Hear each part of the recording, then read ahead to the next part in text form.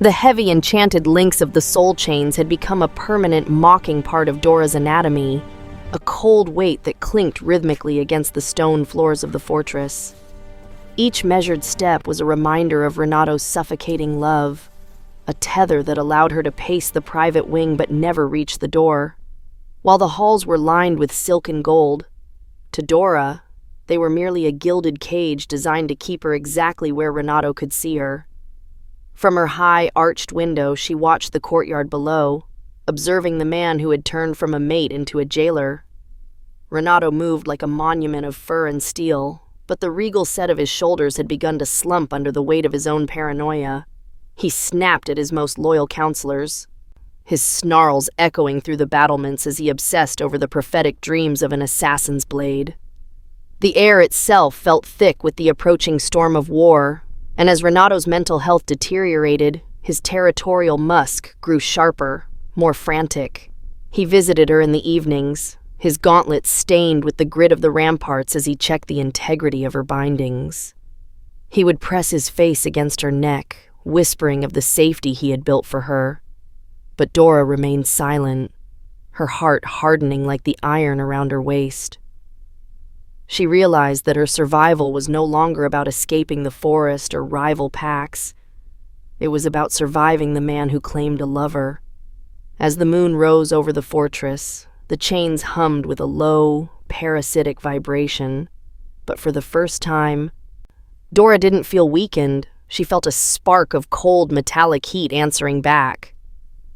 The following morning, the sanctity of the private wing was broken by the arrival of the pack's elderly healer, a man whose hands were mapped with the scars of 1,000 wolf births. Renato stood at the door, his eyes bloodshot and hand resting on the hilt of his broadsword as he permitted the man to inspect the enchanted iron. The healer's brow furrowed as he touched the soul chains, his fingers tracing the ancient runes that glowed with a faint, parasitic light. "These links are feeding on her spirit, my king," the healer whispered, his voice trembling. "To ensure a healthy birth, the pressure must be eased." Renato's jaw tightened, his possessive musk flaring in the small room, but he gave a curt, reluctant nod. The healer produced a specialized tool, a pair of heavy shears tempered in silver, and leaned in to pry the iron from Dora's waist. The moment the silver tool bit into the iron, the courtyard's peace was shattered.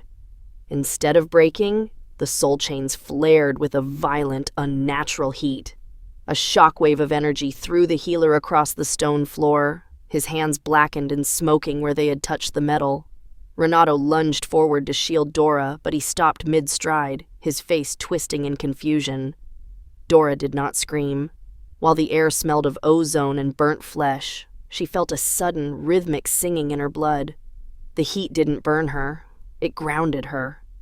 As the healer recoiled in agony, Dora realized she could hear the vibration of every ounce of metal in the fortress, the armor on Renato's chest, the gates below, and the blades in the armory.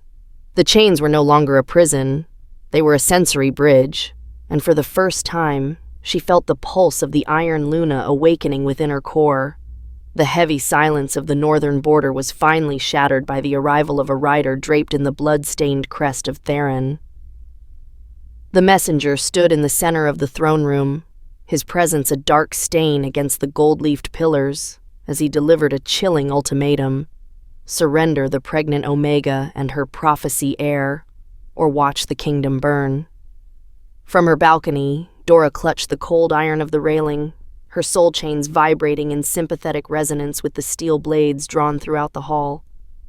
Renato's response was a blur of primal fury and shifting fur. Driven by the territorial madness that had consumed him since Dora's confinement, the Alpha King did not negotiate.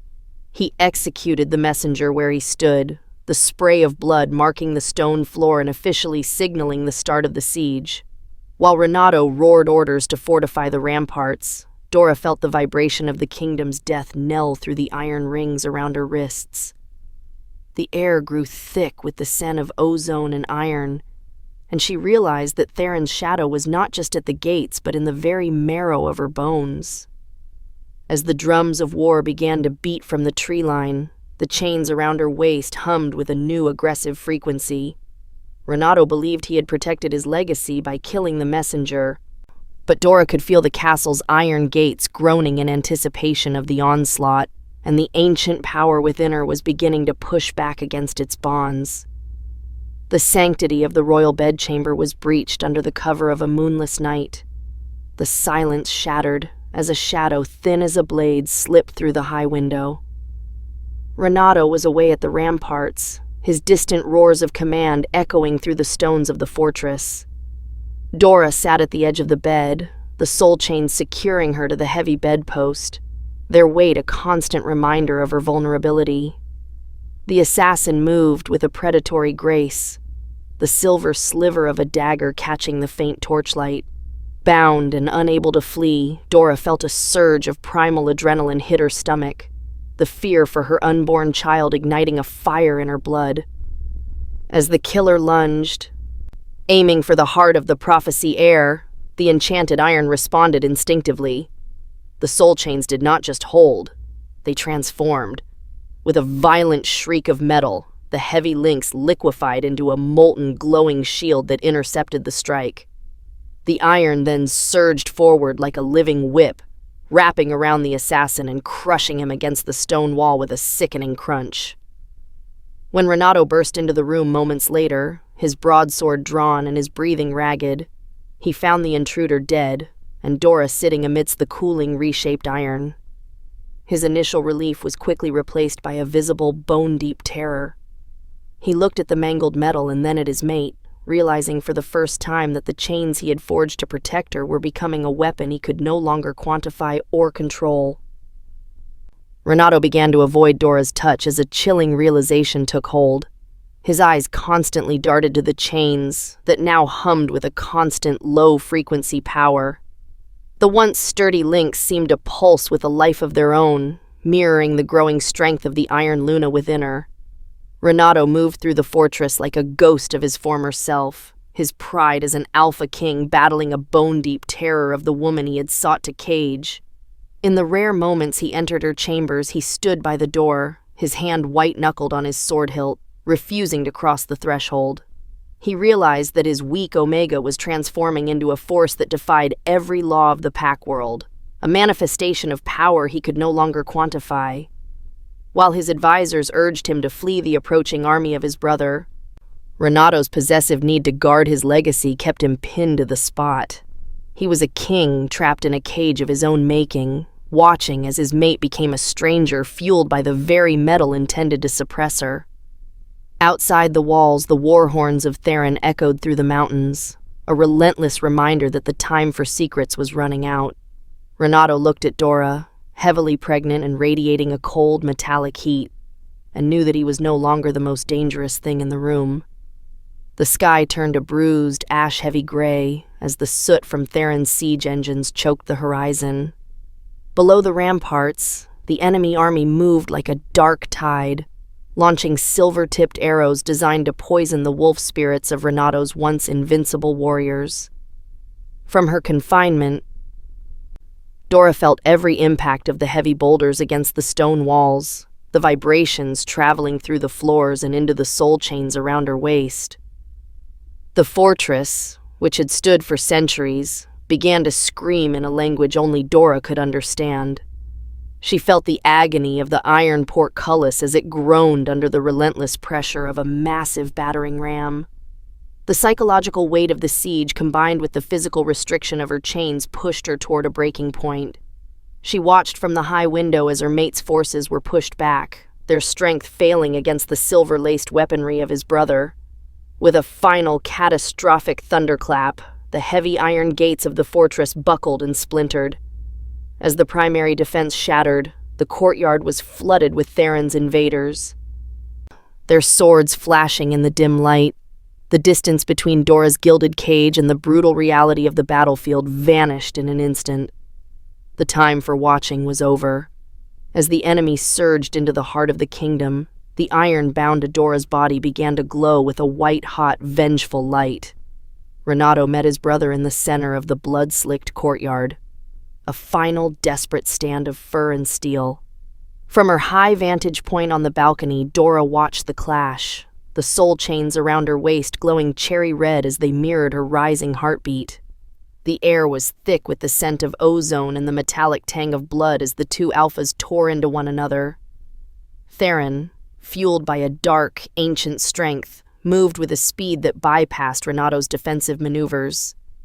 With a brutal roar, Theron pinned the king to the cold stone, his massive hands beginning to crush the thick plate armor on Renato's chest. Renato's breathing turned into a ragged, wet wheeze as the metal of his own protection began to fail him under his brother's brute force. The sight of her mate, the man who had both loved and imprisoned her, mere seconds away from death, broke the final seal on Dora's power. The chains cinched around her pregnant belly didn't just heat up. They began to shriek, vibrating so violently that the stone railing beneath her hands began to crack. The fear and submissiveness that had defined her existence as an Omega vanished, replaced by the raw, vengeful energy of the Iron Luna lineage. She stood at the edge of the balcony, her eyes turning the color of molten silver as the iron bound to her body prepared to answer her command. The air in the courtyard froze as a sonic boom of metallic energy erupted from the balcony, a sound so piercing it halted the slaughter below. Dora did not just break the chains. She reached into the very soul of the metal, commanding the enchanted links to dissolve into her skin. As she absorbed the ancient iron into her bloodstream, her veins glowed with a liquid silver light, and the psychic barrier Renato had placed on her wolf snapped like brittle glass. With a strength that defied the laws of nature, Dora leaped from the height, her pregnant form silhouetted against the soot-filled sky. She landed in the center of the fray with the force of a falling star, her aura flaring with the cold, blinding light of a supernova. She had transformed into a goddess of metal and war, no longer the victim, but the predator. Her movements were fluid and lethal. She didn't need a sword of her own. With a mere flick of her wrist, she seized control of the discarded weapons of the fallen and the silver-tipped arrows of the enemy, weaving them into a whistling whirlwind of steel. The invaders who had breached Renato's defenses were decimated in heartbeats, their own armor turning against them as Dora's Luna pulse dominated the battlefield. She stood between the two alphas, a radiant and terrible figure, finally embracing the ancient power that had been suppressed for far too long. With Theron defeated and his army scattered by the sheer impossibility of an Iron Luna's manifestation, a heavy, ringing silence returned to the fortress.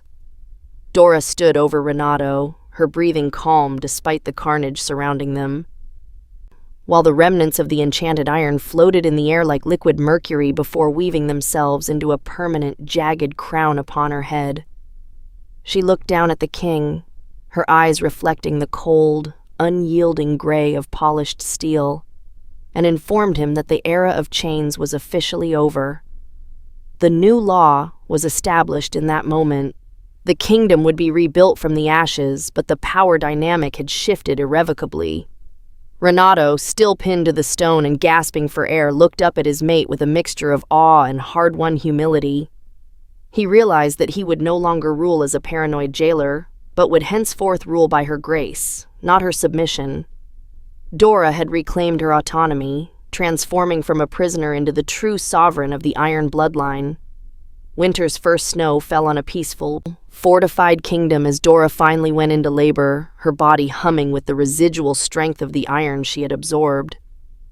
The child was born as the sun broke through the storm clouds, a daughter with eyes the color of polished silver, a physical mark of the resurgent Iron Luna bloodline.